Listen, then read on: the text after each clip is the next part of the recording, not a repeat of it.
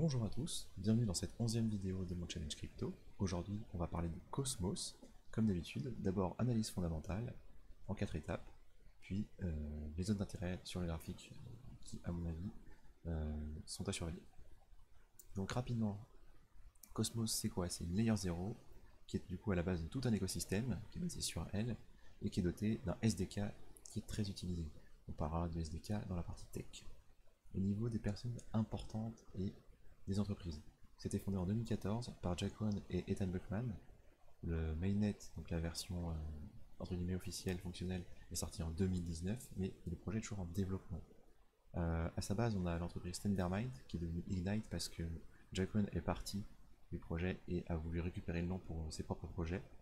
On a All In Bit Inc. qui est du coup une entreprise américaine. Et on a la fondation Interchain qui est suisse. À savoir qu'il y a un certain nombre d'entreprises suisses, basées en Suisse, qui travaillent dans la blockchain, donc je me renseignerai sur ce point-là ultérieurement. Au niveau de la valeur ajoutée, qu'est-ce qu'on a? C'est une blockchain de type layer 0, donc c'est-à-dire comme Polkadot, on est là pour créer une espèce de socle pour que d'autres blockchains viennent se greffer, enfin se poser sur ce socle et puissent communiquer via la layer 0, puissent fonctionner ensemble via la layer 0, qui est donc Cosmos. Au niveau de la tech, on est du coup sur du proof of stake, donc classique. On valide les blocs par preuve de possession. Il faut donc des personnes ou des nodes qui gardent les tokens, qui les stackent pour permettre à la blockchain de fonctionner. Donc ces stackers, enfin ces validateurs du coup, sont rémunérés dans le token. C'est amélioré par la Byzantine Fault Tolerance, c'est-à-dire le processus qui est basé sur la sélection par les généraux byzantins. Donc l'idée c'est qu'il nous faut un nombre minimum de nodes qui vont s'accorder pour dire que la solution est validée. Donc on veut 2 tiers des nodes. C'est les moi qui dis 2 tiers parce qu'en fait, l'idée des généraux byzantins, c'est que tant que, les 2 tiers des informations sont correctement transmises, tout va bien.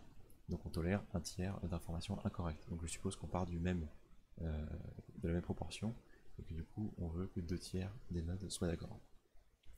Au niveau des spécificités, on est sur du Tendermint. Donc en général, les blockchains qui sont développées comme ça sont sécurisées, rapides, et elles ont une tendance à être centralisées parce que ça cape un peu le nombre de validateurs, et en général on tourne autour de 100 validateurs. On verra comment ça se passe pour Cosmos. Donc je parlais tout à l'heure du Cosmos SDK, donc le Software Development Kit.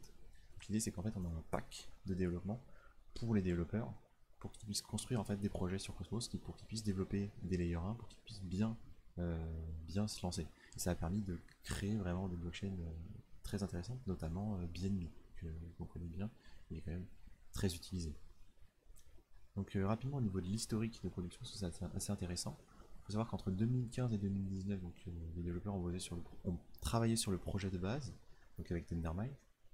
En 2020, ils se sont concentrés exclusivement sur le SDK pour proposer en fait des moyens faciles d'accès à leur environnement, pour construire des layers 1, des layers 2 dessus. En 2021, ils ont vraiment travaillé sur l'interopérabilité avec le protocole IBC. Et enfin, en 2022, on est sur plus de fonctionnalités type Metaverse, NFT. Ils ont sorti Kepler aussi, qui est du coup leur code wallet. Et du coup, ça continue à avancer, à se développer. Au niveau de la tokenomique, on est sur une supply totale de 286 millions, à savoir qu'il n'y a plus d'émissions à venir. Très très bon point.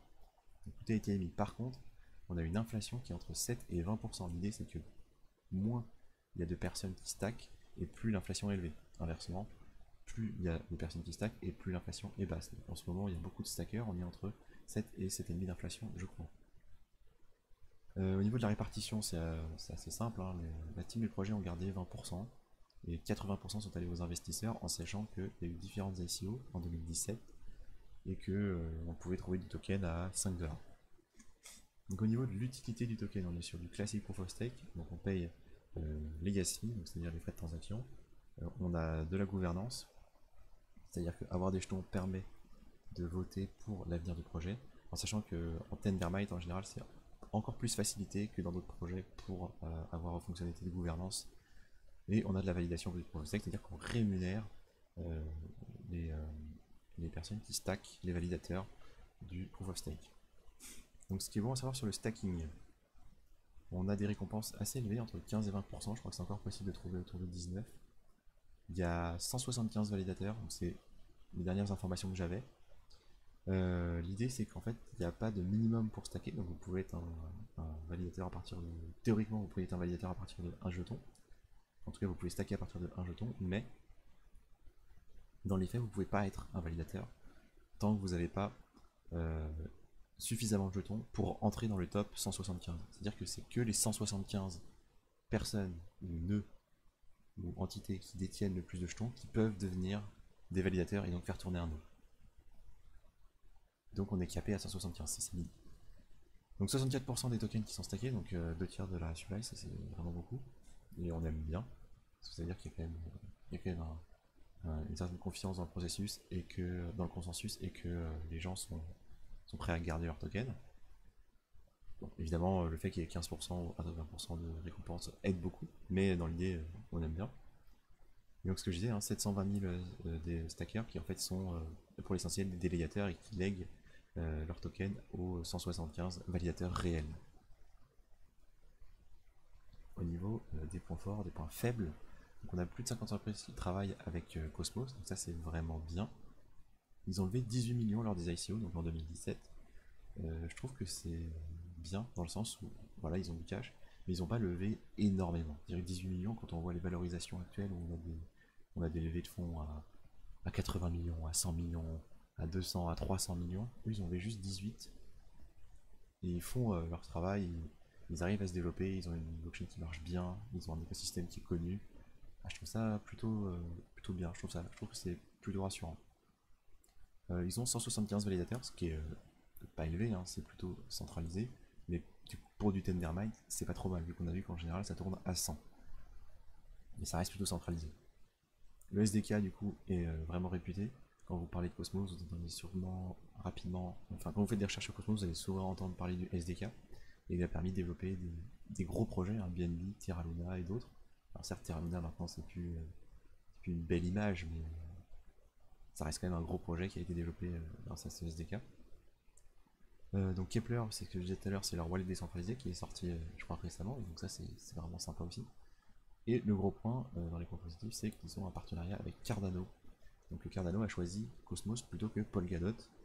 Et ça c'est un gros signal positif pour l'univers Cosmos, parce que voilà, ils ont été sélectionnés par Cardano du coup qui est quand même énorme. Et donc ça veut dire que tout l'univers Cosmos va pouvoir profiter de Cardano et inversement Cardano de Cosmos. Donc ça, gros point positif. Au niveau disons des points négatifs, des points de concern, donc c'est évidemment centralisé, donc ça on n'aime pas trop. Un des fondateurs a quitté le projet, même si c'était en 2020, en plus il a fait changer le nom de Tendermint, etc.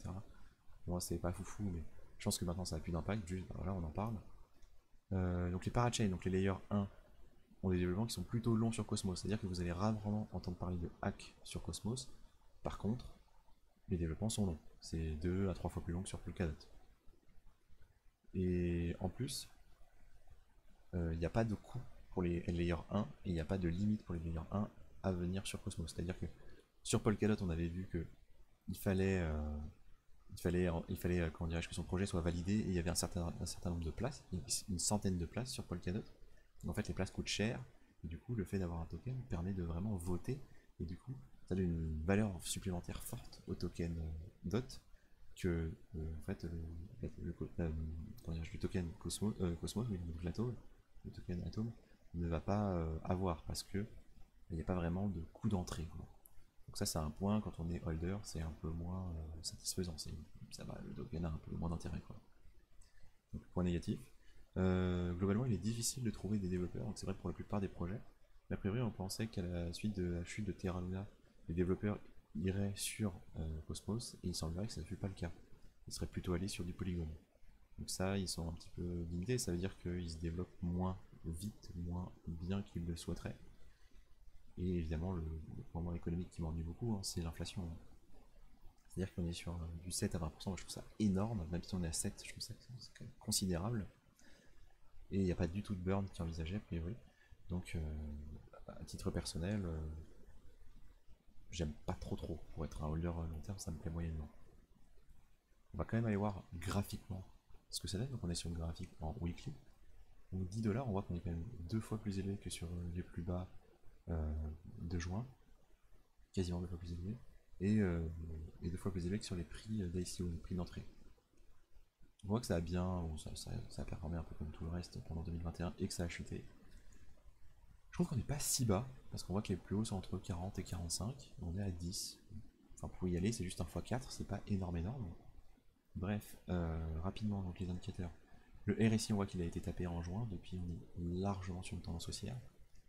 Donc à voir si ça redescend, c'est ce sur quoi je parierais au vu du contexte général, mais c'est pas certain, donc le projet a l'air d'être plutôt dynamique, en termes de cours, je parle. On va aller voir, en daily, un peu plus précisément. On voit que en daily, on est allé, ouais, on est plus bas sur le RSI, normal. À titre personnel, j'irai chercher des zones par là. On voit qu'effectivement, les moyennes mobiles ont tendance à un peu converger. La plus haute, donc celle des 200 jours, étant à 13,5. Sachant qu'on est à 10,5, ça fait qu'il y a quand même 30% d'écart, ça peut descendre largement plus. Je parle vraiment en termes d'indicateurs. Hein. Je pense que d'un point de vue des événements macro, ça peut vraiment chuter plus facilement. Et donc personnellement, tout simplement, je vais mettre la zone moi qui m'intéresse. Ça va être d'aller retourner à peu près sur les plus bas, le milieu des plus bas de. Ouais, dans cette zone là. J'irai entre 7. Voilà. 7 et là, et peut-être un peu plus bas si vraiment on va chercher bas. Ce sera peut-être sur les plus bas d'avant Bull Run. Donc dans cette zone là, entre 4 et 7. Si le jeton tombe là-dedans, là, ouf, je cours dessus. Parce que même si l'inflation me fait flipper, la centralisation aussi, je pense que c'est des prix très intéressants et que comme c'est tout un écosystème, il va certainement se développer encore. Voilà, merci de m'avoir écouté et à la prochaine.